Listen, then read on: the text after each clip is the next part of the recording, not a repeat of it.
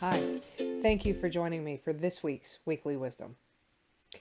This is week 3 of sharing nuggets and tidbits that were learned during the Rise Live conference by Rachel Hollis.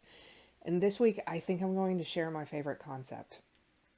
So that concept is regarding leadership, and it's a perspective from employees. That perspective is we're not looking for perfection, we're looking for consistency. Now, this can be used for leadership, in your personal life, in all of these different arenas. And what does it mean? A lot of times we quit striving to do what we know that we have to do because what's the point? We're never going to be perfect. And people who rely on us, people who love us, people who invite us into their lives, they don't want perfection. They know we're not perfect. But they want consistency. They want to know what to expect. So what are some of the ways that you can be consistent? The first way is to say what you mean and mean what you say. Communication, it's really hard to do too much of it.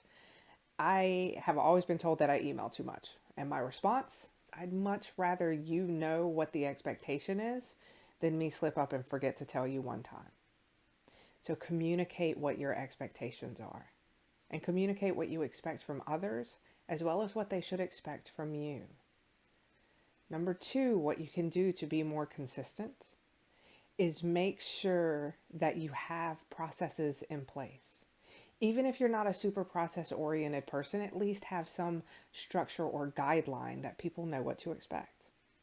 My husband knows that on Sunday nights, whenever he is taking care of our daughter, putting her to bed, doing bath time, I'm going to be here spending some time with you doing weekly wisdoms. So he knows what to expect. He knows that consistency. And it helps avoid he was planning a random date night on Sunday and I have to get my video done. What does that look like?